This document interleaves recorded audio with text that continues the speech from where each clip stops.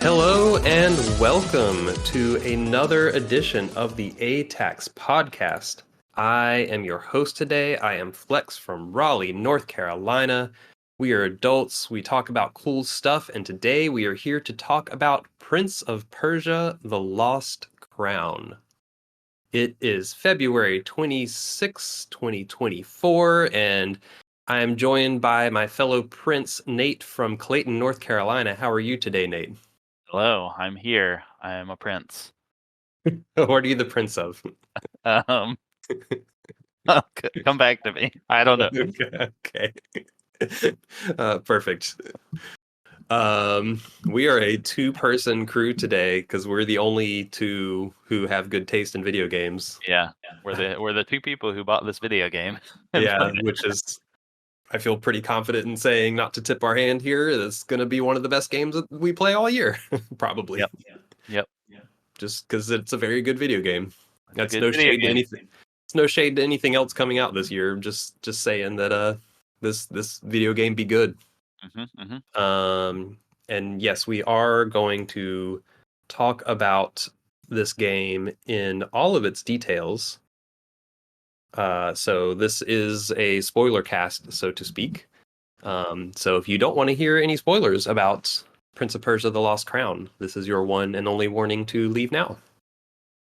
Nate and I have both finished this game in its entirety, and we're going to talk about it. We're going to talk about all of it. Yep. Did you know that one of the characters is a prince of Persia? What? Yeah. Spoilers. What? Man, Ubisoft should have put spoiler warnings on the cover art for the game. But you don't play as the Prince of Persia in this one. Well, that's another spoiler. All right. They done pulled a Metal Gear 2. Another spoiler. Yep. Spoilers left and right. For Metal Gear. Spoilers for a 20-year-old Metal Gear game for anyone who cares. Yeah, so I mean, I guess first to start off with, we both have some history with Prince of Persia, and this is kind of a little bit of a left turn for the franchise, but unless you've played this without me knowing, I don't think either of us played the original Prince of Persia, the Jordan Mechner 2D. I'm pretty sure I have played it for like a couple of minutes. Okay. I'm pretty sure that's more than I played. I feel like I've played other games in that, like, that were probably inspired by that game, like in that style.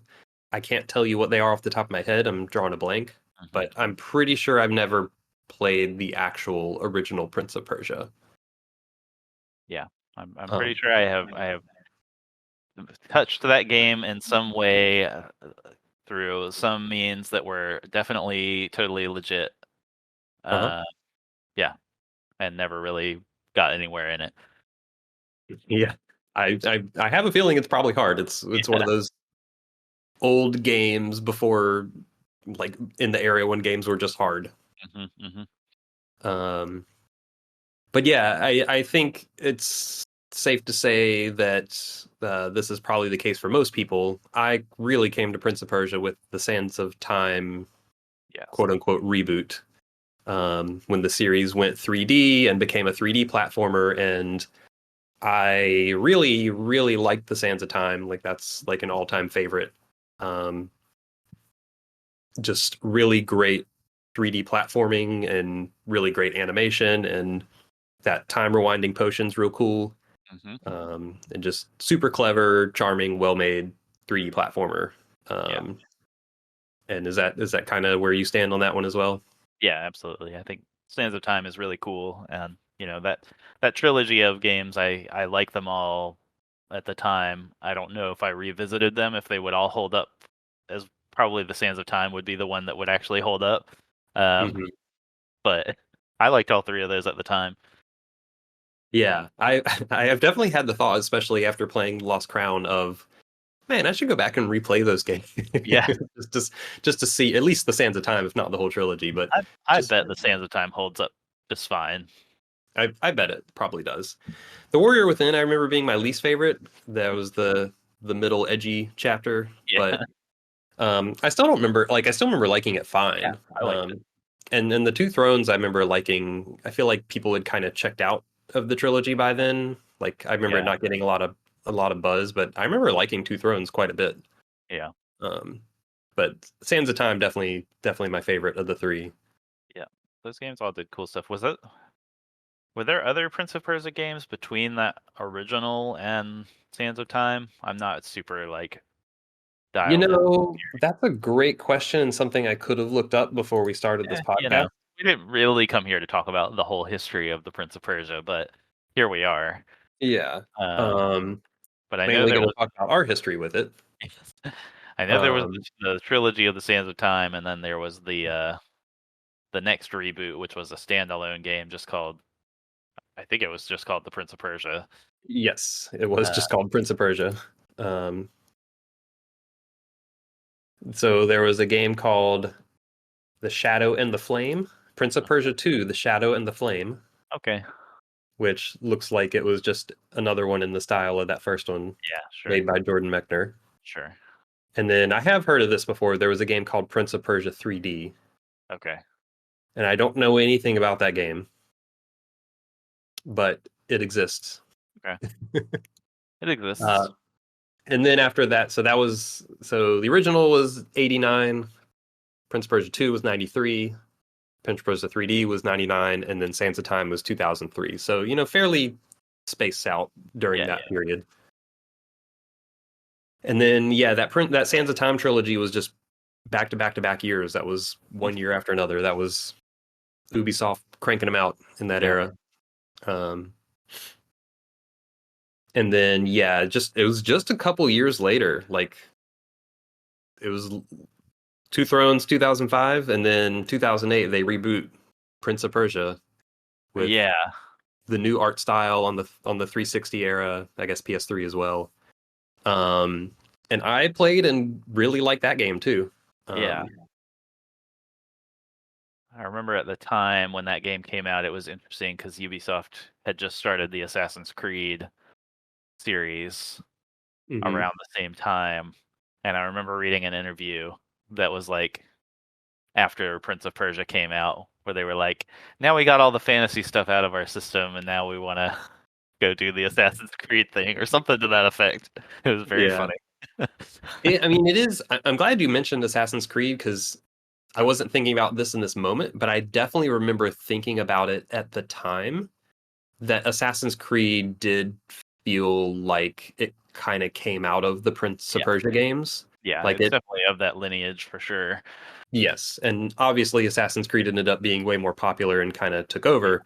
yeah, And as I was going to mention, Prince of Persia basically went on a long absence um, hmm, between that era, that 360 era, and now. yep, And I feel like that's largely because yeah, Assassin's Creed was just clearly way more popular, so yeah, they're gonna stick with that. But yeah, I really like that 2008 reboot. I thought I love the art style. It was super, just like different aesthetic, and it was like, I mean, the Sands of Time was very platforming focused, mhm, but I feel like the 2000 in my memory, and I haven't played it since it came out, but in my memory, the 2008 one was like even more of a pure platformer, like even less combat. Um, yeah. The combat in that was a lot more like distilled down to just like single enemy combat, just like doing a couple of combos, um, and that kind of thing from what I remember. And yeah, the focus of the majority of the game was on exploration and platforming. mhm.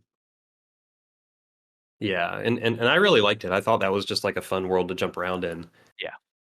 There was another game that I didn't play, and it was kind of the back of my mind to like eventually do Hmm. get to thing. And I don't know if I'll ever will, but in 2010 they released the Forgotten Sands, which Oh yeah. went back to the Sands of Time continuity. Hmm. Did you ever play the Forgotten Sands? I have not. Was that like a Okay. PSP game or something? No, it was a 360 game. Oh, a 360 game. Okay. Yeah. No, it was. I mean, and if you go look at footage, like it looks like the Sands of Time trilogy of games. Like they went back to that style of game because in my memory, the 2008 one was not well received. So Yeah, they I don't think it was. they quickly abandoned that and went back to the Sands of Time style. Yeah, yeah, yeah. I think that's right. But then I don't think the Forgotten Sands did very well either. Yeah. So they just abandoned Prince of Persia altogether. Yep. Which brings us to the Lost Crown. So, all of these games we just talked about from Sands of Time through the Forgotten Sands, that was 5 games from 2003 to 2010, all like 3D platformers, and basically from 2010 until now, 14 years, nothing Prince of Persia. Like the franchise just completely disappeared off the map. Yeah.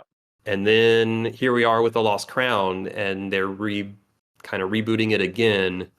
And this time it is a quote unquote Metroidvania. It's a 2D side scrolling, explore this big interconnected map Yep.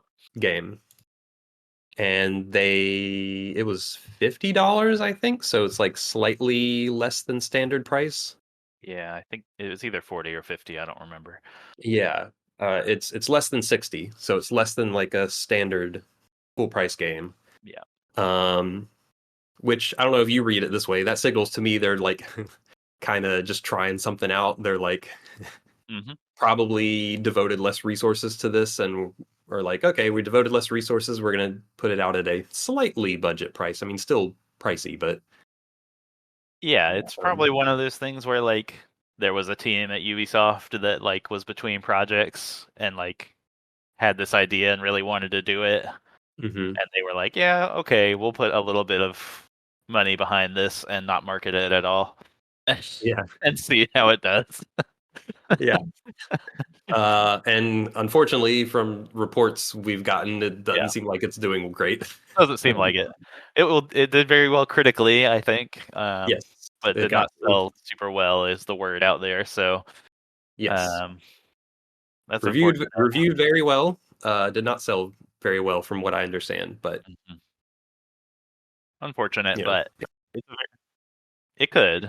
Word of mouth can can make a difference for games like this, um, mhm. especially something that's on the Switch. That's something that might be familiar to people who have picked up other smaller games in this style before. Um, I think there is an avenue for this game to find a good audience. I don't know if that's going to happen at this point or not, but hopefully because it's a very good game. Yeah, yeah, and maybe I mean not to spend a lot of time on business Yeah, ponderings, but yeah, yeah, yeah. I wonder if they could have released it at a less busy time because it came out, you know, Hmm. like a Dragon Infinite Wealth and Persona 3 Reload and Tekken 8 and Final Fantasy Rebirth coming in. Like there's kind of a lot coming out at this time. And Yeah. maybe if they have like some DLC and kind of like you know, full bundle with everything, like kind of a secondary soft launch later, like a lot of games do. Hmm. Maybe it can have like a second win, but who knows? Who knows? But for our purposes, we should probably talk about the actual game, Yeah. because this, regardless of how well it's selling, we do quite like it a lot. This is cool stuff.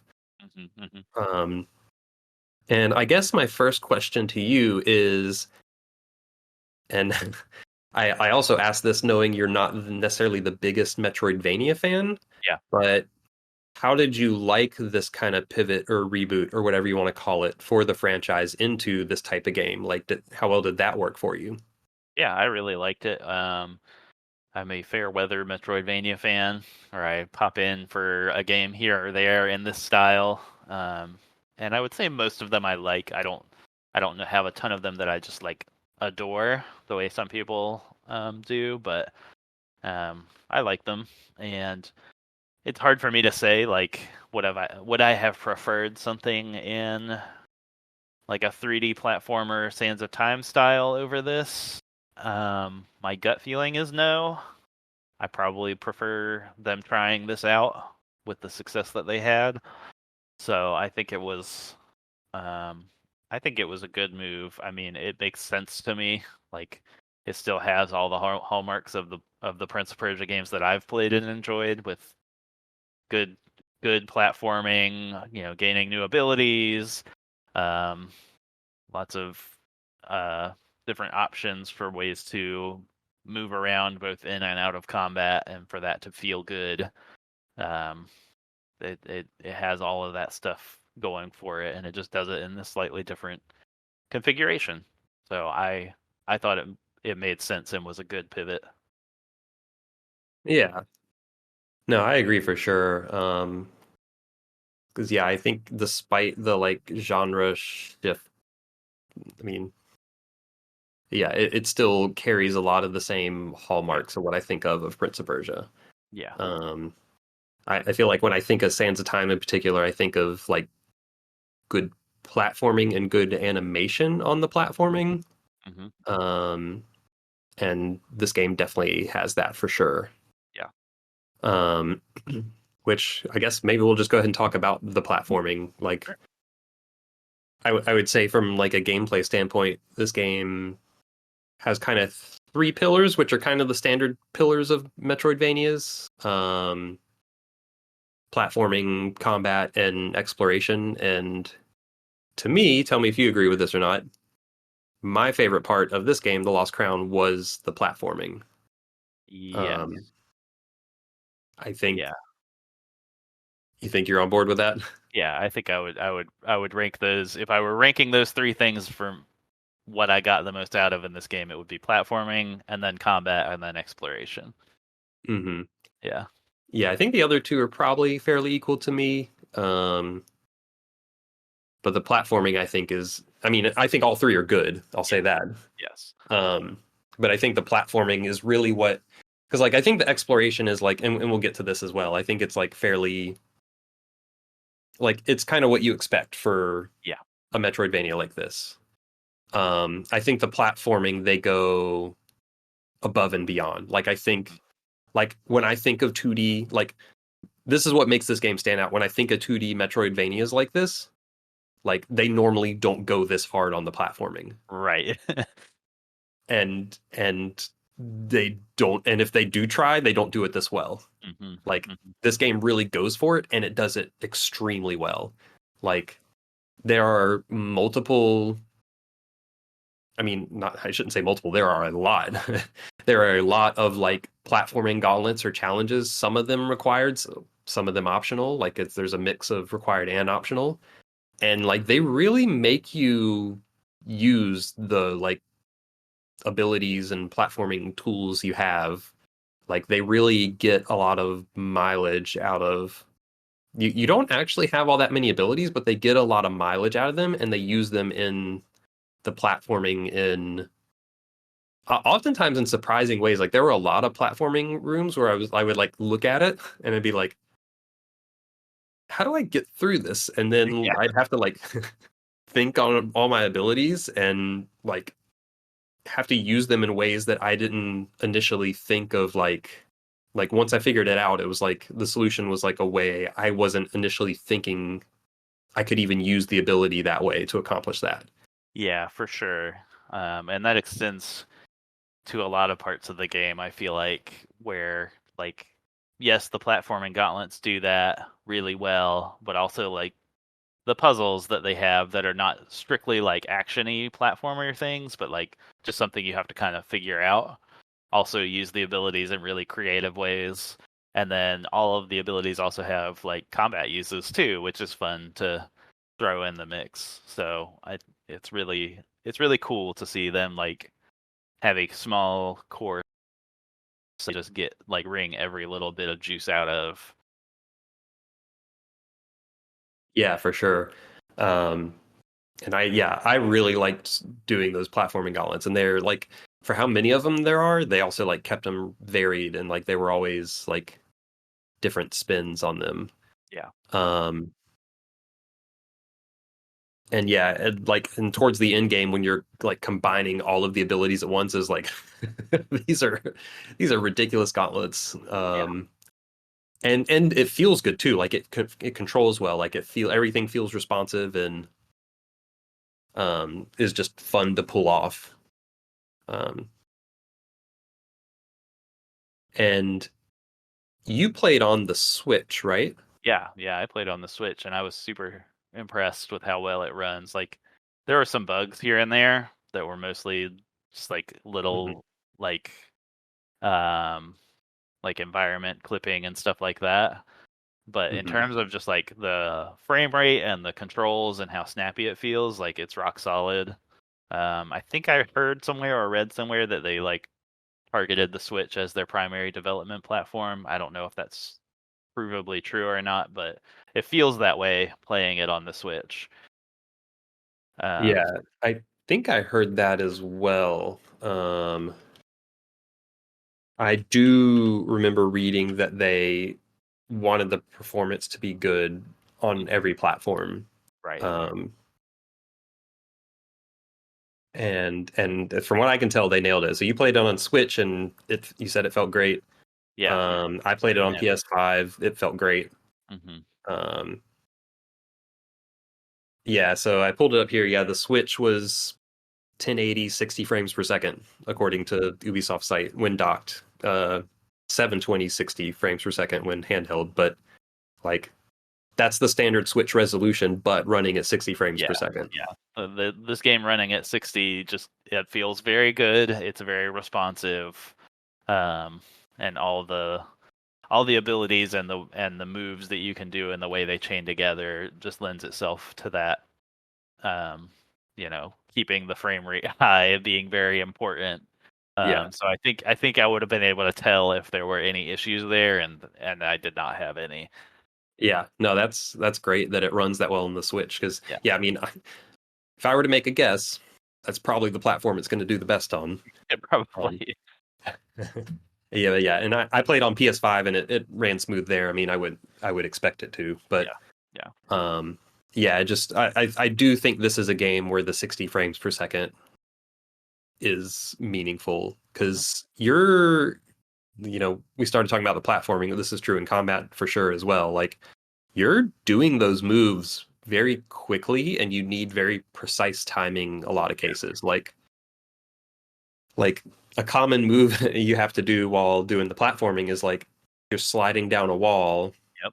and like you get to the bottom of the wall, like you go off the bottom Where and it's then like you have hanging, right? yeah, it's like a Yeah, hanging piece of wall and yeah. you like drop under the bottom and then you have to like dash to the right Yep, and then like use your second jump to like jump up to something. yep. Um Sometimes like to jump up onto the back of the wall you were sliding down, and then yes. kick off of that and keep going. So yeah, there's a Mhm. lot of precision needed for sure. Yeah, Uh, and that's a fairly simple move that you learn once hmm. you have those abilities to open to you and becomes kind of a standard part of your platforming toolkit. Yep, There's a lot more than even that requires a lot of precision. Um, yep. sorry, were you about to say something else? No, I just agree that it does need a lot of precision, and you have to do like dashes through very tight spaces between spinning blades Or and spikes? or spikes, or um, do like falling down a pit into spikes and then do it using your double jump right before you hit the spikes to like bounce up through a tiny space and then dash through something else and then hit a wall and bounce off of it. So it's a lot of very quick, precise movements that you have to chain together. And so yeah, like I said, if there were frame rate dips like 3, 5, 8 moves into one of those sequences, Hmm. that would pretty well like throw off the whole feel of the game. So Yeah, for sure. Yeah, because some of those gauntlets are long too. yeah, yeah, Um, I'm glad you mentioned all the spikes and the rotating blades and all that, because yeah, another Prince of Persia staple is just all the ridiculous The traps. Yeah. For some reason, the city is just full Yeah. of spike pits and big cylinders with blades on them moving around. I chuckled many times throughout the game, just like, what is this room? Why is this here? Yeah. Like, no person lives here. like what architect was designing this palace and was like, you know what we need? We need a like 100-foot long room just full of spikes and spinning blades and Yep. darts that shoot out of the wall and Yep. yeah, and pressure plates. Mm-hmm. Yeah, it's quite ridiculous, It's very silly. but it allows for some great platforming. Yeah. Yeah, just I like that is the thing I kept coming back to is like, and I think you even mentioned it in our Discord before, just like the level design and yeah, like the level design of these platforming gauntlets is just very smart. Yeah, it's very smart. It's very like they do a great job of, and look at them for a second. You can tell what you're looking at and start trying to decipher it. But also like there's enough going on that, like you said earlier, you do kind of have to think through it in some circumstances where you are asked to do something you haven't really done before. So it's like it never feels overwhelming. Like you're always looking at it and like, okay, I can figure this out if I just take a minute and try some things.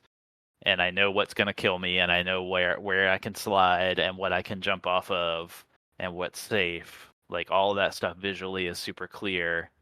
And then yeah, they just like loop back in on themselves in interesting ways, like a lot of the side challenges where you have to grab the coins and then get back to a safe zone are like designed so that it's like a two-step challenge. Getting to the coin is one way of like using the level layout to make a challenge, but then you can't get out the exact same way, so they like have like a two-layered solution to that to make it still interesting to complete the challenge. And then of course just like all of these games tend to do this well is like the overworld map design and the way it loops back in on itself and creates shortcuts is still satisfying. So yeah, I think the level design in this game is really, really good. Yeah, absolutely. And yeah, the Xerxes coins you were mentioning, like, yeah, they did those really smartly because yeah, they're good platforming gauntlets, but then the way they're able to like, even when you like go through and go through a room to get the coin and have to go back out through the same room, usually the way you have to go back is still different. It's like the way they've placed like one-sided walls or like or walls with like spikes on one side but is smooth on the other. It changes the way you have to think about going through it when you go back. Yeah, it's just you can tell that they put a lot of thought into all of those rooms. For sure. Maybe we should have started with this, but I actually want to touch on some of the abilities. Okay. You only get really like 6 or 7 kind of upgrade abilities as you go. I mean, there's some things you start with, like you can slide, you have like a run, like some really but you don't actually get that many like major upgrades. You get some more minor stuff that we'll talk about later, like the amulets, whatever that amulets, yeah. Yeah. But for like the big upgrades that get used in traversal and combat and stuff, like a couple of them are kind of your fairly standard like Metroidvania upgrades. You get an air dash, you get a double jump, you get a grapple hook, like you get those kind of things. I don't think we have to talk about those too much. You know what those are. Yeah. But they had a couple that got used in some other ways.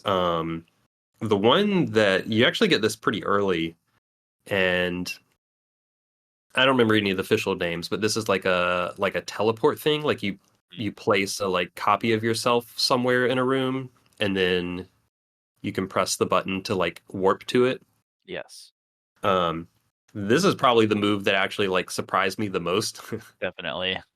Because I normally didn't like when I first got it, I was like, oh, this is going to be used for like specific puzzles or things like that. But it actually ended up you being needed a lot in different platforming gauntlets too, because like, oh, if you like run under this or hit this pressure plate or do something, like something in the environment will change, which will open up a path, but it'll like reset itself after a couple seconds. So you need to like set your teleport spot and then go hit this thing and then warp there.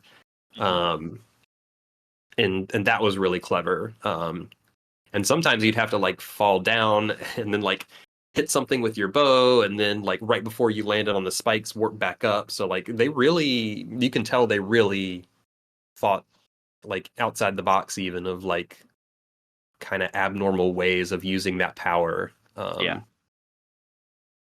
Yeah, that one definitely surprised me the most too. Like you said, it had a lot of creative uses just in terms of interacting with the environment and um, like triggering things and warping backwards. They did use that in a fair number of puzzles where I like was banging my head against a puzzle for a while. I was like, "Oh wait, I need to use this Yep. rewind thing." Um, and then that like totally opened it up. I'm curious, did you use it much in combat? So for the longest time, I didn't. Yeah. And then once I got wrapped my head around like, because yeah, like I initially wasn't even thinking about it for like platforming or other things. Like I thought it would only be used for puzzles specifically designed around it. And then eventually I got it through my head of like, no, they want you to be thinking about this a lot, even in platforming.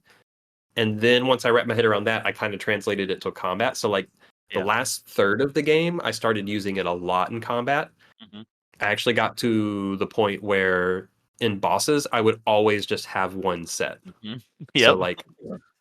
like usually like a little offset from center in the arena. I would just make sure there was always the little teleport spot set.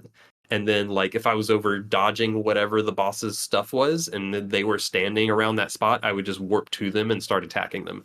Yep. Um, Yeah, and I started to notice in that a lot of bosses would have attacks that were just really hard to dodge. Where mhm. sometimes it would be like, I honestly don't know how you're supposed to dodge this because it fills almost the whole screen. And then I at some point started realizing like, oh wait, if I just always have a little time rewind copy thing somewhere, Mhm. then I can like time that to dodge things in Yeah. really fun ways. And so that's very satisfying. Yeah. No, I think they and I don't know if this is a failure on their part to communicate this or if this is more on the player, but I think they wanted players to use that a lot more than I was in the first half of the game, and then eventually I picked up on it and started using it a lot. But I definitely didn't recognize its how powerful it was for a long time. Yeah, I think they could have done a little bit more in the like ability tutorial challenges that the guy in your home base does. Because I Yeah. think like the only one they really gave that I remember with that ability was like charging up your heavy attack and making a copy so that you could like do a double charge attack thing, which is like super basic. It's fine. I Hmm. still did that sometimes. I But don't think I ever did that. I feel like they could have had like a couple more like examples of how to use that to like stay next to an enemy when they're moving around or to dodge big attacks, that kind of thing. Yeah, I agree for sure. But no, it was super helpful in the last handful of bosses just to dodge attacks, like you said. Mhm. There were some trap rooms where like it would like lock you in a room and then it was just like spinning blades moving around. Yeah, yeah. It's just like, hey, dodge these spinning blades for 2 minutes. Yeah. And it took me longer than I should on the first one of those I hit to realize, oh, I have to use the teleport Yeah, thing yeah, to get past some of them. yeah. Um, that was when I started kind of keying in of like, oh, I need to just always be thinking about that ability. Right. Um, yeah, those rooms were funny. Yeah, they are funny. Um, so then there's also Dimensional Claw, I think it was called. So that's the ability where you could like trap an enemy or an object, usually an explosive barrel, Yep. and then like pop it out later. Hmm. Um, which I didn't use that a ton other than to break the walls you needed to break with explosive items. Um, did you ever use that in combat much? Because Not, yeah, not really. I occasionally would like throw an explosive barrel or a projectile at something if I knew I didn't need it for something else. hmm And like a couple times I tried like grabbing an enemy and throwing them back out, and it seemed okay. And hmm maybe it's just one of those things that like if you're just constantly using it, it's just like a slight add, you know. yeah, It's not going to be like a game changer, but it's like, oh, you're just, taking one of the enemies out of the action for a minute. That's helpful. yeah. Though if you spit out an enemy, they fought for you for a few seconds. Yes, yeah. I don't know that I used that enough to get a great sense of how effective they were. Yeah, they didn't seem super effective to me, but it still Yeah. like kept them out of your way.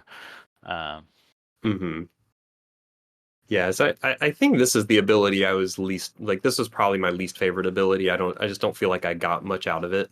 yeah, yeah. The one puzzle that I um, remember thinking was kind of neat with that was like, um, now I can't remember what area it was, but there was some area where you could pick up like these energy canisters or something to like activate different platforms and stuff, and you would like throw them around with the claw, and like I was like, it would be like you have to create a platform, jump up onto that, and then jump up higher and create a mirage image of yourself, and then pick up the thing and throw it, and then warp up there. Like they still combine them in fun ways.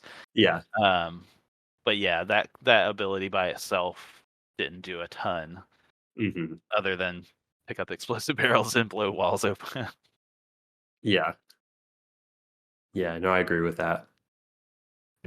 And then there was the ability that was like a toggle that would like switch between dimensions, or I don't know what to technically call it, but it basically would make some platforms phase in and others phase out. Yeah, Um, which I I wouldn't say that was the most versatile power because it relied on you could only make use of it in the rooms where they had those specific platforms, but yeah. I That did one had very specific platforming challenges designed for it that mhm. were good, Yeah, but that was like the extent of it. Yeah, yeah. That's what I was gonna say is when you did have to use it, I liked that mechanic. Like I felt like it was a good addition to the platforming specifically of like kind of toggling that binary state of like because they would often have you like jumping between yes, those different types of platforms and you have to toggle them with very specific timings to land on them and bounce off and wall jump and all that stuff. right. Yeah, Uh, like you're trying to go through like a sequence of vertical walls, and hmm some are in one dimension and some are in the other, and some have spikes on them and some don't. So you're like trying to weave through them. Yep. Yeah. They used them those in one of those like spinny blade rooms as well Uh-huh. because some of the blades would be Yep. the different on the toggles, so you'd have to like toggle them in and out Yep. to Yeah, not and get hit. then in a couple of rooms they pretty deviously put like the like flying ghost head enemies in hmm different dimensions along with some hmm of the platforms. So like as you're toggling back and forth, different enemies are appearing. And Yeah. you're like, oh. Yeah. Yeah. Yeah. There were some enemies that would go in and out with those as well, which was a Mhm. little tricky sometimes. Yeah. They didn't use that a ton, um, but yeah, that power I did really like actually. Mhm. It didn't get as much use as some of the other ones, but I really liked it when they did use it. Yeah. Um, I think the only other, well, yeah, the other powers I would say are all basically fairly straightforward traversal ones. I guess the Yeah. only other one with a slightly different wrinkle is near the end of the game, you got something where when you threw out your chakra, you could teleport to it. Yeah. Which was cool. Yeah. So that just gave you like a little bit like some extra height, I guess. Mhm. Is usually how I used it. Yeah. Um, but yeah, there was that. There's the dash, the double jump, and the grapple hook. Hmm. Um, so I don't know that there's a whole lot to say about any of those. Those are all pretty No, straightforward.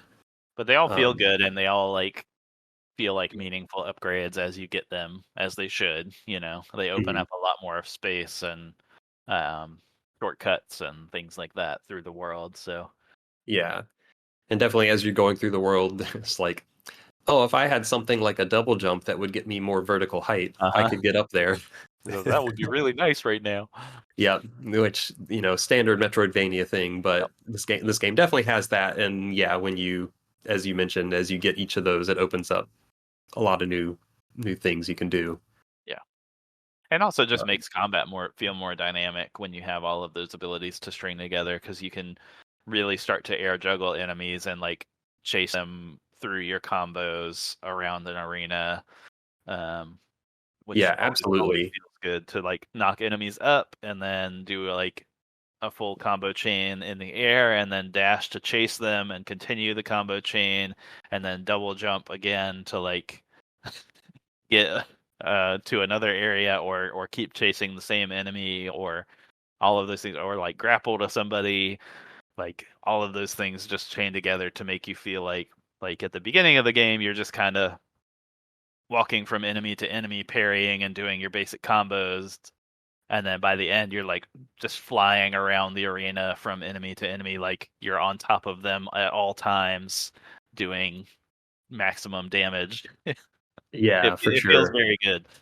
Yeah, no, and I think now's the time to talk about the combat. Yeah, like I, as you said at the beginning of the game, I actually didn't really. It took me a little bit to get into the combat because yeah, I think at the beginning of the game it was a little too simple and like you had your basic 3-hit combo, you had a basic air launcher, and you had a counter. And that was mostly it. And because you didn't have all those mobility options, to me, I'm curious if you agree with this. To me, I felt like I had to rely on the counter, the parry a lot. Mhm. Um, and I was pretty bad at the parry. So I actually struggled the most with combat early in the game. Yeah.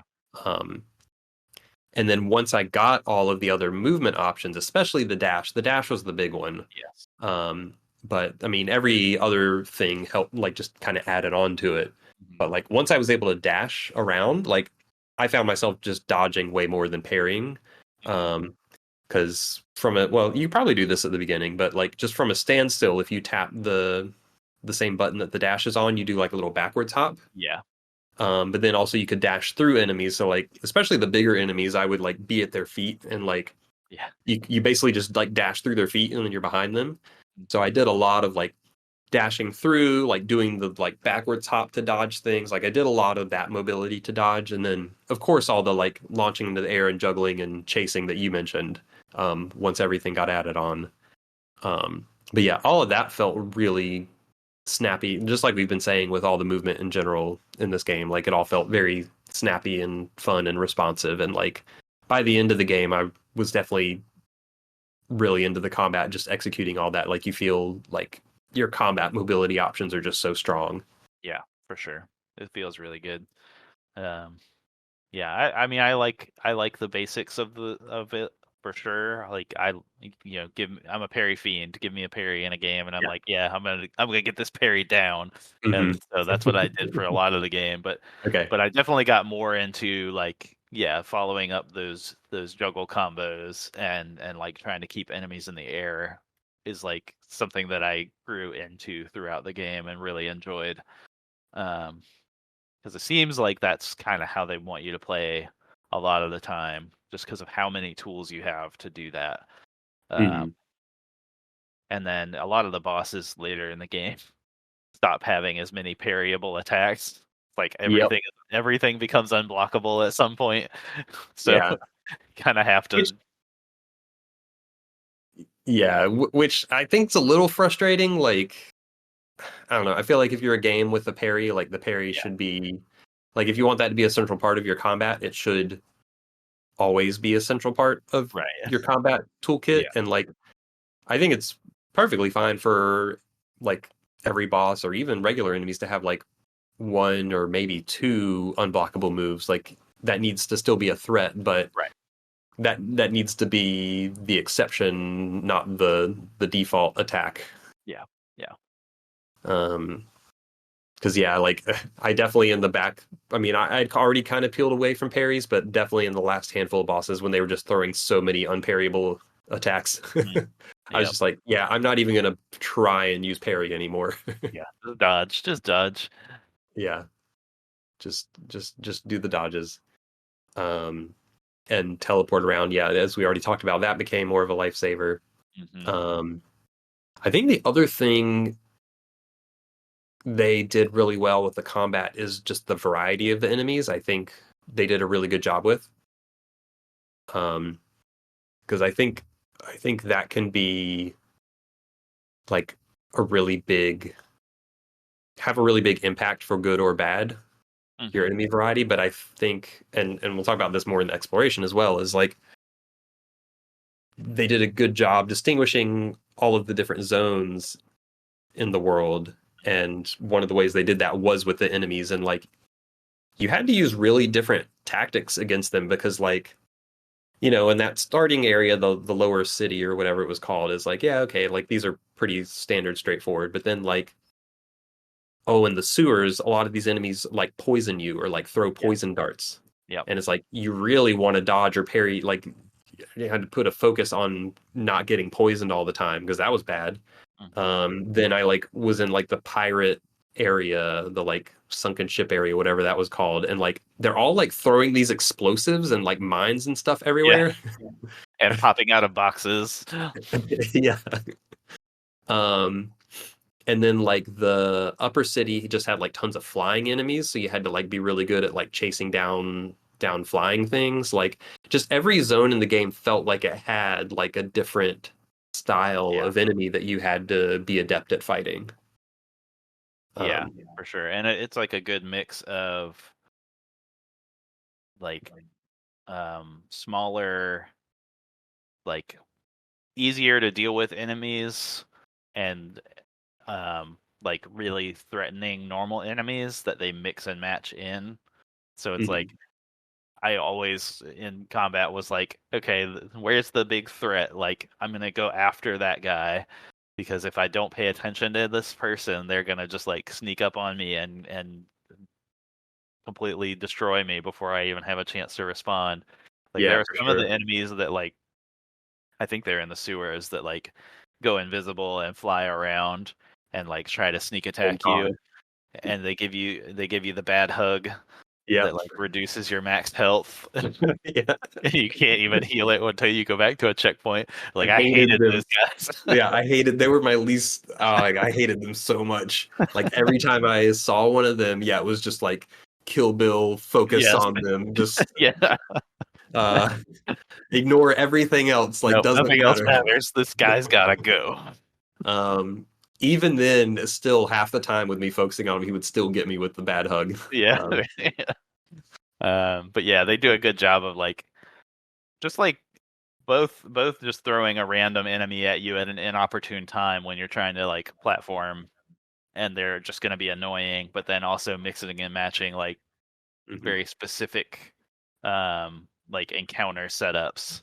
Like, oh, these guys are going to spawn at the top of this arena and shoot ranged attacks down at you while a big knight stands in the middle, and then there's like little fast guys just running around that are going to keep poking at you.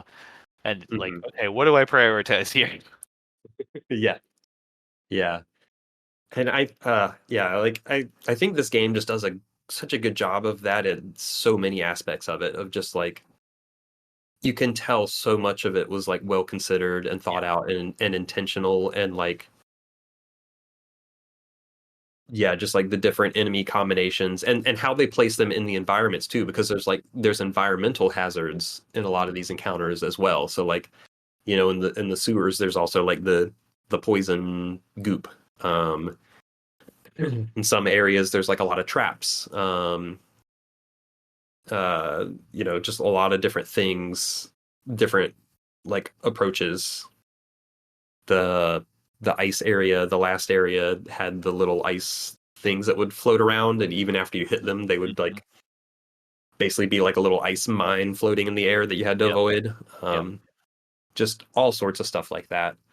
Um, there were some like mage enemies that would cast like range spells that were really, you had to approach them differently. Just across the board, just like such good like, and this game's not even that short. And like, I feel No. like most like once you get like 20 plus hours for games, like not enough games in my opinion do a good job at keeping like the enemy variety or the environment variety up for that long.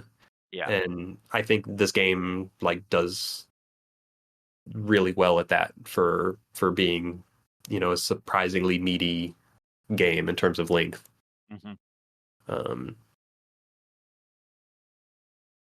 Yeah. No, I think it's really cool. And like you said, things just feel so well like thought out and so well designed.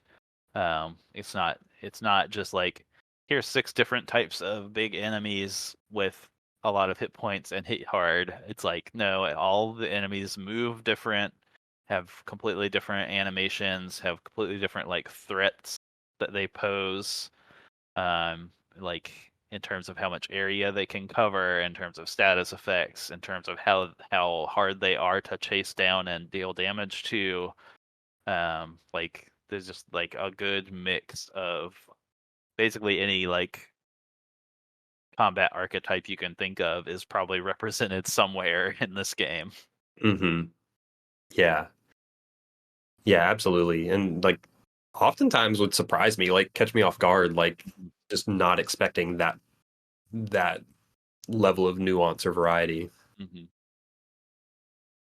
I think the only other combat thing, focus thing I wanted to mention, which we already kind of mentioned, but I think um, I do some of the late game bosses.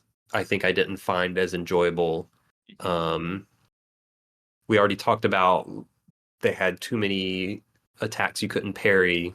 Yeah. And I think also some of those like in-game bosses just threw out so many attacks so fast that you're spending more of your time dodging than anything else. And that's where the teleport came in handy of like that help dodge all the things, but it really did almost become like a bullet hell, like just Yeah.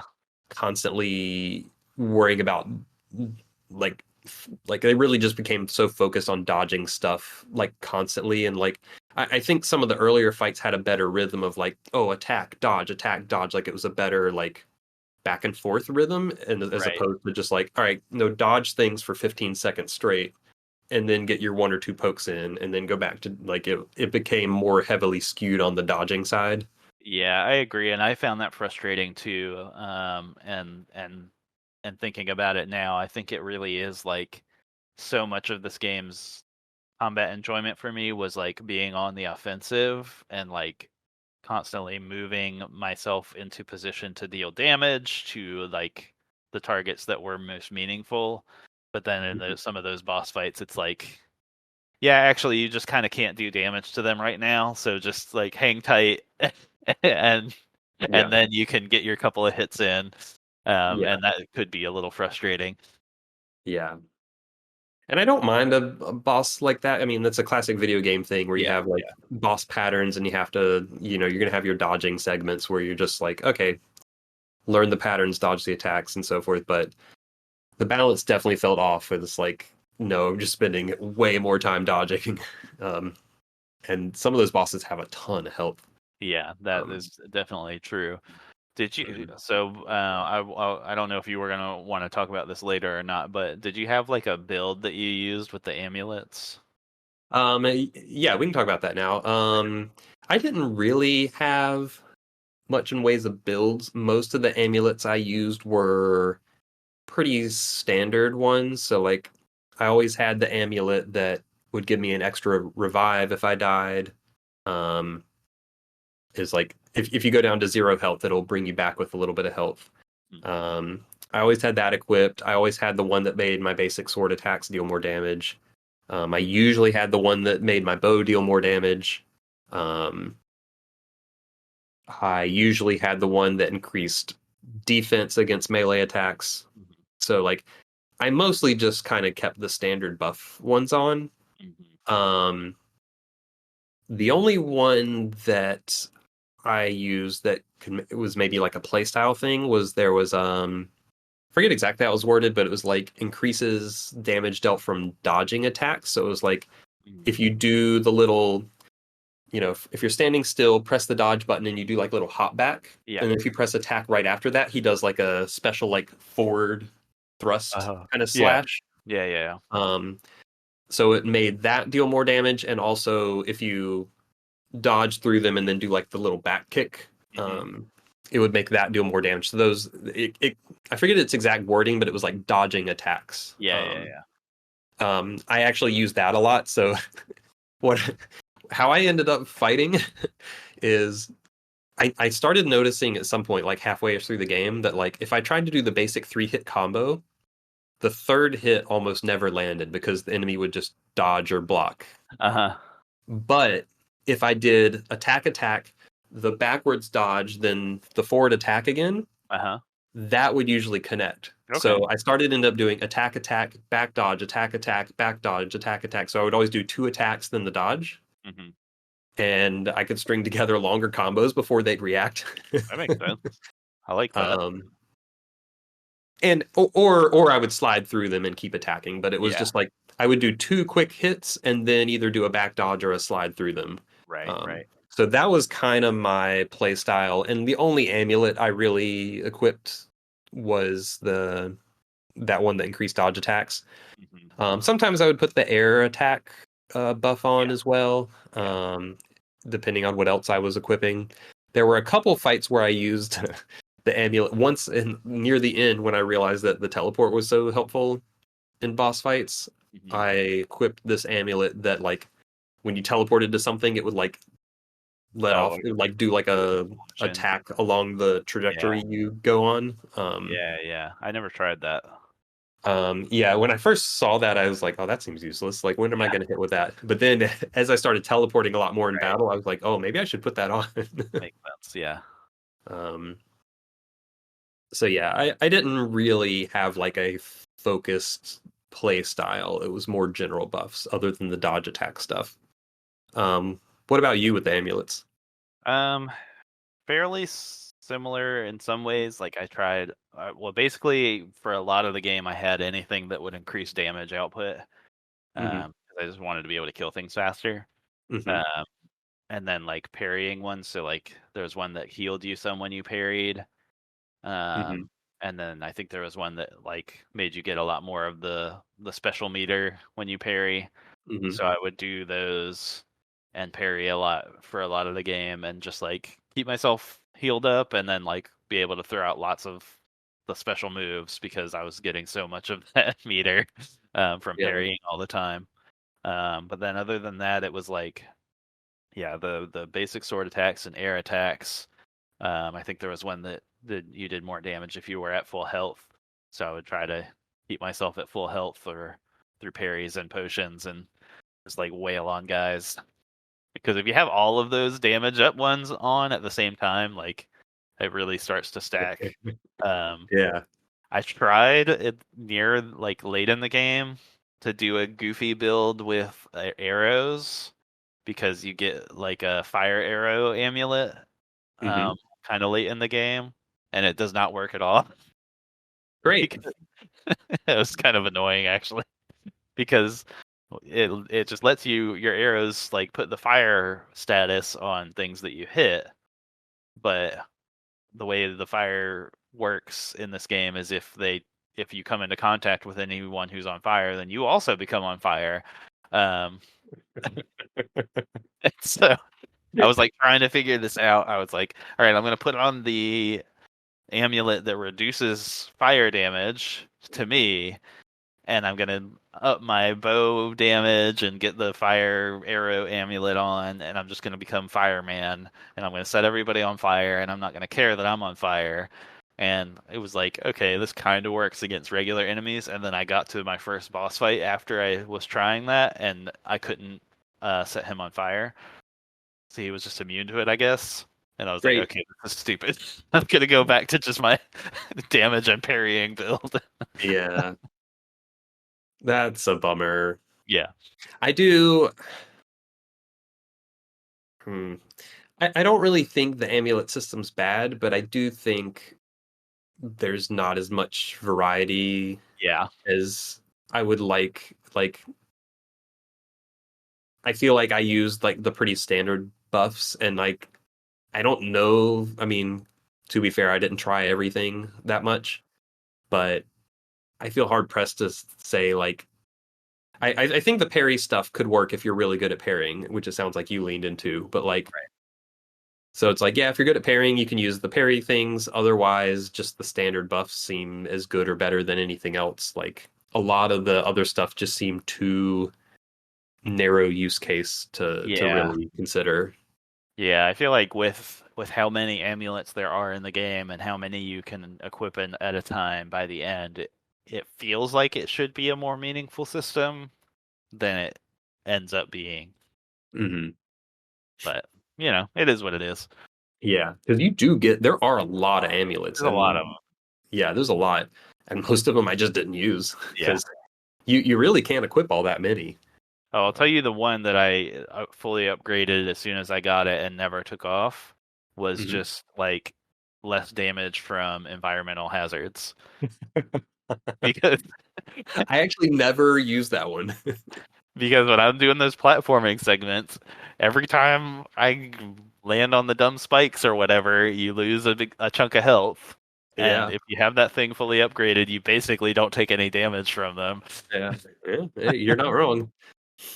I guess I didn't find the amount of health I lost from that to be that Yeah, crazy, but it could add up if it's like yeah. a long segment that you're getting hit on a lot. I think that was more of a mental thing for me. It's like I don't want to feel bad that I keep failing this challenge. I Yeah, just want it to have no consequence for me. yeah, no, that's fair. That's fair. And I think like you could switch around the amulets for like specific cases like that. Yeah, And you like could. I think there's room to do that. Yeah. Um, I had a thought on the amulets and I lost it. Hold on. Upgrading them. How did you like the whole upgrade system? I thought it was fine. It seemed like you could upgrade all the amulets twice. Hmm. The first upgrade just took the like basic currency that I always had a lot of, Yeah, and then it was like a special currency to max it out. Which I also there's plenty of those. Like I upgraded amulets that I didn't even use really, just because I was like, I don't know, I have all these coins or whatever it is. yeah, Um, yeah. The Xerxes coins, I never ran out of those. I did start running out of the basic crystals or whatever they were. Yeah, Um, the time crystals I think are just like your basic money, and yeah, and if you try to upgrade everything, they do become a little slim. But yeah. So you do have to pick and choose a little bit, but I did have enough to upgrade the main things I wanted. Did you get your sword and bow fully upgraded? yeah, Yeah. yeah, Yeah, so I mean, I definitely prioritized those, but I was able to then also upgrade, I think, pretty much all of the main amulets I used to the third level. yeah. I think all the ones that I used regularly I got maxed out. Hmm.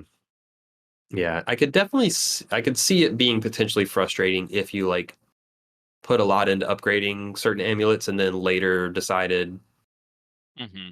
those weren't good enough or you wanted to use like you didn't want to use those, then Yeah, like is kind of a bit of a sunk cost there. yeah, Um, you could, go grind out more time crystals. Like you know, yeah, you can always get more, but it would be slow. Um, but yeah, I mean that system was pretty fine to me. I didn't yeah, find yeah. it. It didn't really bother me. Yeah, I don't know that I loved it, but it didn't bother me either. Yeah. Um, Earlier in the game, when there were more options of how to spend your money, I thought it gave some interesting choices because it's like, oh, at this moment, do I want to focus on upgrading my sword or do I want to get an extra health potion? Like, Right. Yeah. No. Yeah. Some of those early choices are a little more meaningful. yeah, but like once you kind of have your basic stuff like your sword and your bow upgraded and you have all the extra health potions, like Yeah. your potion upgrades, like when you have those key upgrades, once you have a handful of those already done, then yeah, the late game choices for me were basically which amulets do I want to upgrade. Right. Right. You kind of mentioned the special moves. How did you like the special move system? I forget what they're called. Athra, something. I think it's Yeah, Athra. Athra. Yeah. Yeah. Yeah. I thought they were fine. It's pretty simple. Like as you deal and take damage, I think you build meter, and then you can have two different ones equipped, two different special moves, and they could require 1, 2, or 3 bars of meter to use. Um, I pretty much used just the level 1 ones because I felt like those were just the most flexible. Hmm. Um, the healing like field that was a level 2 ability I would sometimes use in like boss fights because you run out of potions if they go on a while. Hmm. Yeah.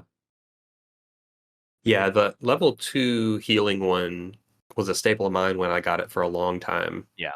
Um, and then I actually took it off for the last handful of fights because I found because they just attack so constantly, like we Uh-huh. were talking about. I just Yeah. never had a window to use them, Yeah, to that's use it. true. So I was just like, oh, I'm just getting rid of this. I actually replaced that with the level 3 one that like just buffs you all around, just like makes Yeah, you faster yeah. and stronger. I Because think I'm I like, did that too. yeah, as I'm like, I don't have time to heal. I need to be faster and stronger and It's better. gonna deal more damage. Yeah. But yeah, other than those two, yes, I pretty much just use the level 1 ones Yeah. because yeah, it felt way more flexible. Hmm. Yeah. Yeah, I Uh, always had a level 1 equipped, and then my second one was one of those other higher ones. yeah. I thought that system was fine. Like I enjoyed being able to like do those abilities a lot when I was parrying a lot. So like Hmm.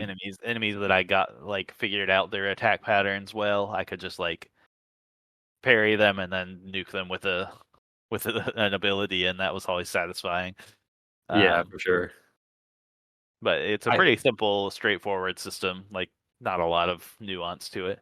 Yeah, I think it's good that they had some things like that though. Like I think Yeah, the game may not be that much worse without it, but I do think it adds a little, just extra little tool in your kit, um, for fights. yeah, Um, Even though it is pretty simple. yeah. Um, I definitely, for a lot of the game, would just be sitting there with a full athrometer and not using it. I would just Right. forget about it. Yeah, for sure. um, and or I would just be saving it for when I was in a pinch. Hmm. Because like a lot of the regular grunts, I wouldn't really need it. Yeah. Though sometimes the regular fights could also be very challenging. Like Yeah, they especially really when they can be. were. Like a lot of the enemies are just super dangerous if you lose track of them for a second. Mhm. Which is one thing I liked about it. I did play the game on like one higher than normal like combat difficulty, which felt good Yeah, I was gonna ask because about that. because it did feel like anything could be lethal if you got caught in a bad spot, but also with the way I played and the amulets I used, like I could also take down enemies really fast. So it just felt like a very like it felt like a very lethal, like fast-paced combat situation most of the time, which was Yeah, fun. yeah, and I could definitely see that. Because yeah, it's not. I wouldn't say it's necessarily like a super hard game, but it is a game that will punish you if you're not paying attention. Yeah. Um, I did play on normal, and even on normal, especially before I kind of like got in the flow of things, like if you like make a couple missteps in combat and you kind of get like off rhythm and Hmm. like you can get caught by a couple enemy attacks in a row and they deal good damage. Yeah, and Um, it's really brutal because if you try to parry something and you slightly miss the timing, uh-huh. it actually like does like a critical hit on you. Yeah. Or the game's like, man, you screwed up. Yeah. Yeah, for sure. One thing that is nice about the game is it has like, I don't know if you looked at this at all, but it had a customizable difficulty setting Mhm. where you could adjust individual things. So like the damage you dealt, the damage enemies dealt, the enemy health, like the even the parry window was like a separate slider. So That's you could go in and customize all those things individually. So if you're like, oh, I am not great at parrying, but would like to use the parry mechanic, you could leave everything else set to like its normal or hard equivalent, but then just widen the parry window for you. yeah, yeah, Um, that's really cool. I like that. yeah, so I thought that was a really good way to handle it. But no, I played on normal the whole way through, which actually felt good for the first like third of the game, and then maybe later on I should have bumped it up to hard because once I had like a certain number of upgrades, I actually felt like the game got easier. Yeah, Um, it did for me too. Like I think by the end of that game, you kind of just get a handle on the movement so much that you can really just like duck and weave through anything. yeah, absolutely. Yeah, like kind of as we were saying earlier, once you start getting all those abilities, like just your options to zip around in combat just make you so much more powerful. Yeah, for sure. Um, let's talk about the world a little bit. And like, I mean, we've already kind of touched on some of this. Um, I'm just gonna like highlight a couple things. One, we've already talked about like the variety. Um, when we were talking about the enemy variety, and that also applies to like the variety in the world and the world design as well.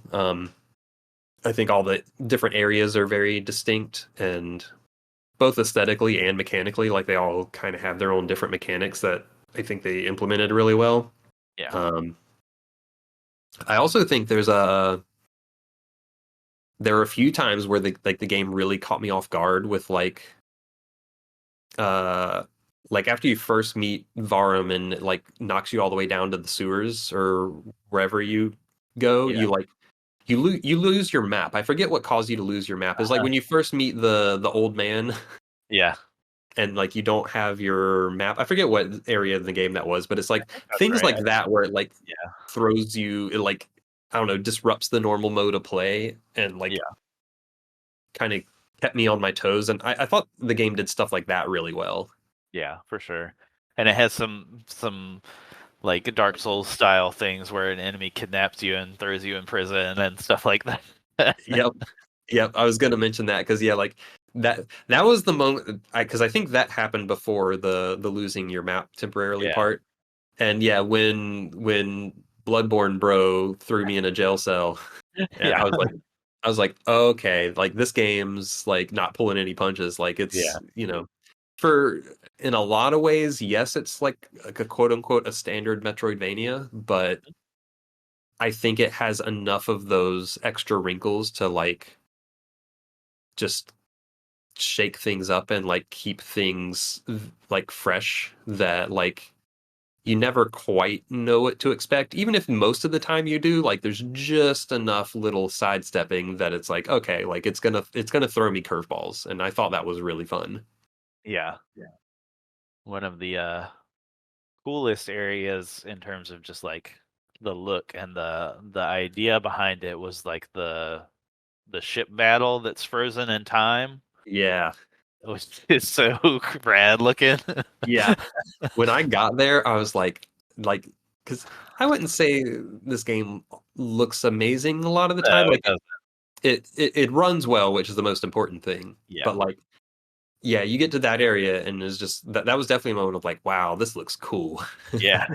It's just like ships on a frozen sea that are like being in the middle of being blown apart by cannon fire, and there's like streaks of lightning that are hazards in the level that are just like hanging in the air, Yeah. and like guys just like flying through the air from the cannon fire, and like yeah, it's really really cool. Like a lot of the platforming you're doing is just like shards of splintered like boat hulls that you're jumping around on. Like, Yeah, Yeah, I was like, man, this is rad. yeah. No, that area is really cool for sure. Um, yeah, like on that point aesthetically, like I think all the areas are really like sure, like technically it's not the most impressive thing visually, but like I think Yeah, aesthetically they get good variety in all the zones, and I think there are a couple spots. I mean, that's by far the most notable one, but I think there are a couple other spots that are fairly striking visually as well. Um, so I think they do a good job with that for sure. yeah, definitely. Um, and we've kind of said this, but it's definitely worth talking about or at least stressing a little more that like as a Metroidvania, like I think the world is just very well designed with how it weaves in and out of itself and is interconnected and like um just the way you traverse and explore it, like it feels good. Like I am kind of a fan, like I am a fan of Metroidvanias like this, like games like Yeah, this, and like sometimes I'll play like I feel like a decent number of them I'll start playing and be like, oh, this is one of the boring ones where like you the world doesn't really interconnect in interesting ways and it's just like, oh, no, I'm going to go do this zone as the forest level and then I'm going to go do the whatever level and you just kind of do them one at a time and it doesn't really like you're not traversing it in an interesting way or like there's no need for it to be an explorable world because it's just more level based or I don't know. Or when you get a new upgrade, it's like, oh, now I have the double jump, so I'm going to go to the three double jump spots and get the upgrade. right. It's like, no, this is one of the good Metroidvanias where you get an upgrade like that, and it's like, oh, different parts of the world become accessible or shortcuts open, or it's like if it's a more holistic like feeling of like, oh no, I can move around this world better, and Yeah, I'm going to be traversing and retraversing different routes yeah. constantly. And it does require you to like backtrack through a lot of common areas multiple times because the main objectives kind of ping you around the world back and forth. And Hmm. they made the interesting, I guess, decision to not have a lot of fast travel points. Like there are fast travel points, but they're not everywhere. So like you Hmm. still have to re-travel a lot of the like core routes Uh-huh. um, multiple times, which is when these games really like are able to lean into like, oh, don't you remember you have this new ability now? Like, Hmm. here's a new route that you're going along now because that's where the next objective is, and now we are gonna show you a new way you can use this ability you just got, and like they sprinkle those through in a really good way. Yeah, absolutely. Because like just because you're going through a route you've been through before, the new abilities you have allow you to traverse it in a different way. Yeah, And there's almost always some kind of upgrade or chest you can pick up along the way as well. you get you some Um, pants. I totally forgot there are like four different skins you could pick up that are just pants. Um, They're actually full color schemes, but yes, visually on screen, you open up a chest and you get some pants. yes. Uh, uh, which would you rather have that or would you rather have Jedi Survivors, hairstyles? Yeah, I You know, don't would know you that rather I have? really care either way. Yeah. But yeah, there were only a couple of those. The Yeah, vast majority of the things you find are actually like yeah, gameplay rewards. yes, they Um, are. but yeah, like that's what I like about Metroidvanias is when like you have reason to re-explore the same space because it like connects back in and is directing you that way, but then it feels different the second or third time through, and this game does that well. Mhm. And you also generally go through them quicker because you have more movement abilities. Right. Yeah, Um, yeah. Like it's a pretty big map, yeah, um, but by the end of the game, when you kind of know the routes and you have all the abilities, you could still move yeah, across the whole map pretty quickly. yeah. I like. that was actually a common complaint I saw in reviews and such is they wanted more fast travel points, but I for me, and maybe I lean more on the exploration side than most people. Mhm. Um, for me, I thought it was a good balance where like yeah, I wouldn't have wanted less fast travel points because I didn't like Yeah, they were a little bit sparse, but also it never felt like a chore to me to like go back anywhere. yeah, it, Um, it didn't bother me either. yeah. Um, I had another thought that I lost, but maybe it'll come back to me. Um, and then yeah, in terms of like the in-game map was also, I think, very well done. Mhm. You had your standard icons you could place. There was the so this game definitely takes some cues from Hollow Knight. Mhm. Um, I mean, the amulet system is like the charms from Hollow Knight. You can only change them out at the checkpoints. Yeah, Hollow Knight, it was a bench. Here, it's the whack whack trees. yep. You always want And to then find the person who sells you the map. yep, you want to find the map person. Unlike Hollow Knight, this would reveal the map for you, like Yes, if you explored a zone. that's true. You didn't have to get the map like you do in Hollow Knight, Yeah, but yeah. Um, but this game's big kind of new addition when it comes to the map are the what are they called? The memory shards. It's the yeah, screenshots. yeah. The in-game built-in screenshot system. Yeah, which is technically a really impressive feature, I Yeah, think, and practically just extremely useful. yeah, Um, I don't know that I actually really needed it, and I think that's in part because this game's abilities were standard enough that it's like, yeah, oh, I could just have my icon for the double jump, and then I could. It's like I recognize this as a double jump spot. I can just designate one of the icons as my double jump icon, and that's good yeah, enough. So like I didn't necessarily need like I feel like the screenshot would be more useful in a game that has weirder abilities that is like I know there's something here, but I don't know what. So I'm just gonna yeah. take a screenshot so I can look back at it. Yes, yes, you're right. Like I definitely could have just used regular icons Hmm. to do it. I used the screenshots. I didn't actually use any normal icons. I Oh just wow.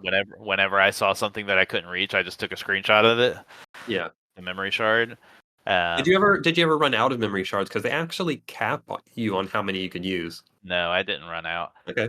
Um, but that just helped. That was just how I kept track of things that I wanted to Yeah. come back to instead of assigning an icon. But you're totally right. I could have just like picked an icon for like come here when you can jump higher, Yes. that kind of thing. Yeah. I did use the memory shards because there like there were a couple things I wasn't sure on. Like there's like some gates that like you had to Uh-huh. use to like teleport, like throw your chakram through it and Yep. teleport to it, and I wasn't sure how I was going to get through those. So like Yep. I did screenshot things like that, but when it was because I was actually worried about running out of memory shards. Mhm. So I would only use them when I wasn't sure what abilities would be used. Yeah. I am glad that was in the game. Like I think it's a cool thing. Yeah, Like it's a cool thing, and I hope other games do that. yeah, like um one of my like a series I really like is Axiom Verge, and one thing I like about Axiom Verge is its abilities are super weird. Yeah. Like that's a game where I would love to have this memory shard Uh-huh. idea because um I don't remember what that dead end was. It was something weird. Um but yeah, I it was super well implemented in this game and it works really well. Like it's kind of a technical like I don't know. I don't make games. It seems like that would be something that would be hard to get working right, but Yeah, I don't know. they it worked It really works. Yeah. well. Um 'Cause, yeah, I mean it literally just like pins a screenshot to your map that you can pull up and look at. It was really slick. Yeah. I'm definitely all for other games doing that if they can. Yep. For sure. Um, is there anything else with kind of the three? We've kind of meandered our way through those three pillars we mentioned up front. platforming, combat, and like exploration. Is there anything else in those three areas you'd want to touch on? I don't think so. I think we covered it. All right. Yeah, I think that covers kind of the big stuff that I had in mind. Um, and we talked a lot about equipment stuff as well. I think really the last kind of main thing to hit on is if we want to talk about any narrative stuff here. Yeah. Um, Yeah, I think I mean, it's like a pretty straightforward game in terms of narrative. There's not a lot of like super surprising or meaningful stuff here, but I don't know. I still thought it was like enjoyable, like as a like, little thrill ride through zombified Trap City. Um, I liked some of the twists and turns of like not necessarily like the who's a good guy, who's a bad guy stuff that they tried to do with the Immortals. Like yeah. I didn't really get into that, but when it comes to like the time stuff, I thought that some of that was interesting. Like you're trying to save the prince at the start of the game who's been kidnapped, and By your mentor by as your well. mentor, and then you kind of like things come to a head, and the real villain reveals themselves and kills the prince in a climactic moment that's still pretty early in the game. Yeah, that was like Uh, a third of the way through the game or something, would you say? yeah, and then you go on your quest to get more answers and more powers from the magic time bird. Um, Yeah. like I said, all pretty stock standard stuff Yeah. here. Yeah. Just uh, everyday time bird yeah. things. But then the cool moment for me that I was kind of like, all right, I probably should have seen this coming, but that was cool was when you like are able to go back in time and like interrupt that earlier sequence and save the prince, and like your past version of yourself is there and like super confused, and Yeah. it's like a cool moment where you're like Yeah. reappearing as an older, wiser, more powerful Sargon to like step in and like handle the situation differently this time. Like it worked for me. I was like, okay, you go Sargon, you're cool. Yeah. Yeah. No, that was a really cool moment. Like, yeah, I don't think this like isn't an award-winning narrative or anything like that, but No. like it did have its cool moments, and that was probably the coolest one. And like, because and you do that fight again too. That's against Varum, and Yeah. like you did this fight the first time when he killed the prince, Yeah. Hassan, and you do this fight, and it's one of those fights where like you win it, but then the game's like, no, Uh-huh. Varum actually wins this fight, and that's when you get kicked down to the bottom and you lose your map and all that. Uh-huh. Um, but yeah, when you go back to it the second time, and there's two Sargons there, and you're actually fighting Varum with the other Sargon, like Yeah. helping you. Yeah. Um, so I thought that was kind of cool. Yeah. Um, I don't know if you picked up on this. They actually do like Sargon like obtains like persistent cosmetic damage like as the Uh-huh. adventure goes on.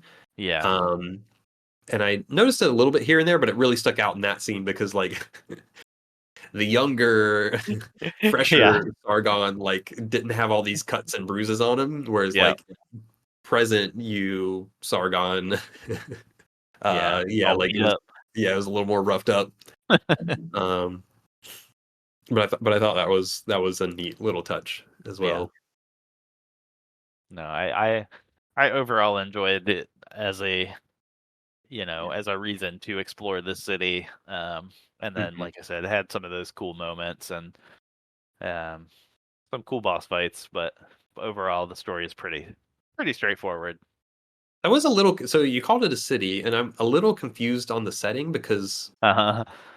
it's Mount Qaf, Uh-huh.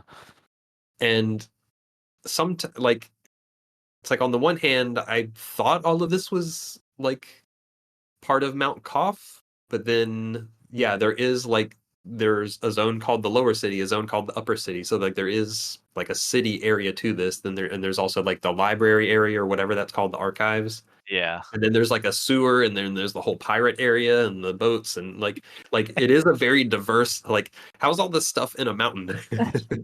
Yeah, I don't know. I don't really know. I feel like it was supposed to be like a holy city that was kind of like walled off from the rest of the world, to protect this Hmm. holy place. And then when they all get there, it's like, oh, things have gone really bad here, kind of situation. Yeah, and there's definitely some time like wonkiness Oh happening where yeah, like yeah. certain characters have been who in theory should have only been there a couple days, like Mm, act like they've been there for weeks or years or whatever.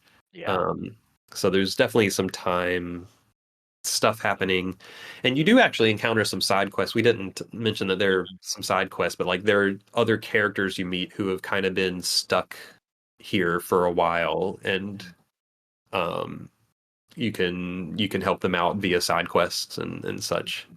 Yeah. Um, I also thought it was cool. So Varum is like the leader. You're part of this group, the Immortals, and Varum is like the leader of the Immortals who turns and becomes the bad guy. Yeah. But you do meet a young version of him, which I thought Yeah. was also a good touch to kind of help frame the story and his arc. Yeah, for Um, sure. and you end up learning what happened to him in his past, and plot twist: the queen is actually bad as well, and all this stuff. Yeah. Yeah. Which, by the way, I don't know if there are multiple endings based on like completion or anything, but the ending I thought was pretty goofy and funny, where Sargon just like basically comes back to the queen who sent you on this quest, and he has learned that she was evil and deceitful and killed the former king that everybody loved, Yeah, and he's just she like, she did a regicide and yeah, usurped the throne, and it was her son Hassan yeah, that was kidnapped. Yeah, yes. But Sargon basically just walks in and is like, I'm back. Everybody else died. Everybody, you should probably ask the queen what happened to the king. And then he walks out, and they're all like, "Oh no!" yeah, yeah. I get what they were going for of like you know he exposes it without them actually like spelling it all out and showing the consequences and all that. It's like you can imagine how all that could go, Yeah, yeah, but it was the spooky. the execution of it was a little goofy. Um, it is also interesting because like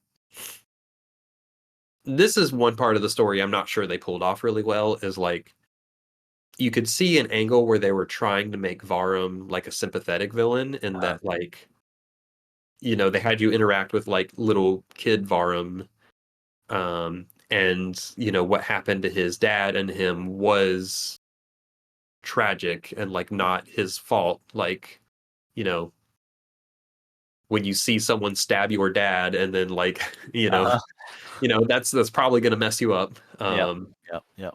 So like there was room for him to be sympathetic, but then like in all of like the adult Varum, like modern day Varum, like all of his dialogue was just so cartoony villainy that Yeah, like I don't know, like the way all of that was written made it impossible to really be sympathetic for him, because he was just like, yeah, I'm going to be all powerful being and I want all the god's power, the yep, the yeah. So it's just like I don't know, I feel like that was a little bit at odds with itself. yeah, for sure. And they like tried to have at the very last second, because like Sargon gave him multiple chances to like redeem himself. He like Sargon was like extending his hand multiple times and like going out of his way to like not have to kill Varum. Yeah, Um, and Varum was just cartoon villain the whole way through, didn't want any part of it. And then at the very end, like yeah, when he was already dying, like kind of like had a redemptive twist. I feel like that whole stuff was just not really well handled. yeah, yeah. Just kind of whatever. I felt kind of similarly. So you end up basically after Varum does his betrayal. Um, most of the other immortals follow Varum, who Mhm. accused Sargon of killing the Prince Hassan instead. Yeah, So it's like you get this split where most of the immortals side with Varum and think Sargon's bad. There's like one or two that stay with Sargon, but um, you end up having to fight two of the other immortals as bosses, and Yeah. I felt kind of a similar like they didn't quite pull it off because it's like Like, the why are whole we reason. fighting? I'm sorry. Like, why are we fighting? Yes, exactly. They didn't really handle that well. I mean, you could tell that they wanted to have Yeah. those as big fights, but narratively, I don't think it quite. They didn't pull it off that Yeah. great. Yeah. For sure. They were cool fights though. Yeah. Um, No, I thought those were good fights. um, you and I kind of talked about this a little bit in chat, but uh, one of the immortals just kind of disappeared. Oh yeah. Yeah. Um, because so at one point in the game, you have this objective to like um visit these four celestial somethings. And the first one you find right when you get the quest and you fight that big snake or whatever it was. But then you go to the other three, and for two of the other three, that's when you fight the other two immortals. You fight the big beefy guy with the big axe or whatever he had, and then you fight the archer.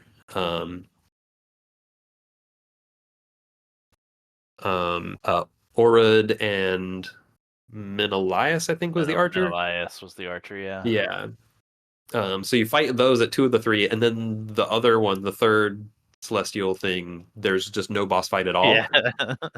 And Well, maybe there was supposed to be somebody there.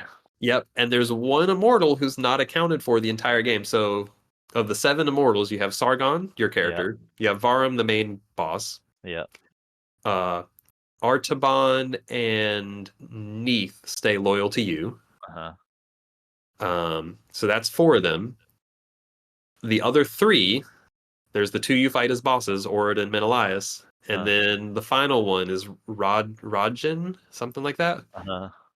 And she just like halfway through the game, she just disappears and you never see her again. Yeah. No, I think you had a theory that maybe that was a boss fight that didn't get finished or something. That makes sense to me. Yeah, I mean, Based on that. I have this is purely my own personal conspiracy theory, but like Yeah. it just seems so obvious that like why was there not a boss fight for that other celestial being along with the other boss fights with the immortals? And there's exactly one immortal who just disappeared, and she was a character who was loyal to Varum, so like that would be someone you would fight. So yeah, something's fishy there is all I'm saying. Yeah, no, I think that's probably right. Yeah. I think the other thing I wanted to say about this is not so much a narrative, but just like the look and style of the game definitely has like a I don't know, like a Saturday cartoon or even an anime type style. Like it's very flashy, and like when you use the special moves or like a lot of the boss moves, if they connect with their special moves, like there's definitely like just like a lot of extra animation and like rushing background, just like overly like exaggerated stuff going fiery on. auras around people as they're charging up, and Yes. Which I actually quite like that, like more cartoon style. I think it worked. Yeah. Sargon ends every fight with like a close up on his face screaming as he's like flying through the air to deliver the final blow. Yeah. It's good. I like it. Yeah, I like it too. I mean, stylistically, it's a shift from what Prince of Persia has been before, like aesthetically, but I think it worked. I was into it. Yeah. And Sargon himself, I quite liked him. He was mostly like a straightforward meathead type character, but Yeah. But charming. But charming, yes. And his heart was in the right place. Yeah. Yeah, is there anything else you wanted to speak to narratively, or really anything else? I think we're getting close to wrapping up here. Yeah, I don't think so. I mean, I think it's like we've said, a very well put together, well thought out, well designed experience, pretty much from top to bottom. Like I think when I think about what they probably set out to do with this game, what their goals were, like I think they pretty much nailed it. Like they made a game that is fun in terms of their combat, their exploration, their platforming and puzzle solving, and has those boss fight moments, and um, yeah, I think it all comes together really well. Yeah, no, I agree for sure. Yeah, I think like they swerved into this new genre for Prince of Persia, like a different genre for the series, the Metroidvania, if you will, and like I think they pretty much nailed it. Um, like if I wanted anything else from this game, it would be like maybe to do something a little bit more unique within the genre, even though I do think it has its unique touches, but like maybe some slightly more off-kilter abilities, like, the double jump's good, but it's a double jump. Yeah, Like, yeah. you know. Um, but I mean, in terms of what they were going for, like I think they pretty much nailed it. Like we had a few minorish gripes we talked about, but like Yeah. I mean, by and large, I think this game's fantastic. Like I think it's one of like I straight up think it's one of the best games of this style I've ever played. And I like this type of game. Like Yeah. I think it joins like pretty much the top tier. Like, I could maybe knock it down a half step for like lack of originality in some cases, but like in terms of execution, I think it's right up there with like the best of them. Yeah, I agree. I think it definitely, in terms of just pure execution, it's hard to argue against this game being one of the best. Yeah. Yeah. And I echo everything you said. Like, just all the different aspects felt really good. Like, just tons of variety. Like, and the platforming in particular, I think was just like really well done and just really, really clever and smart design in every aspect of this game.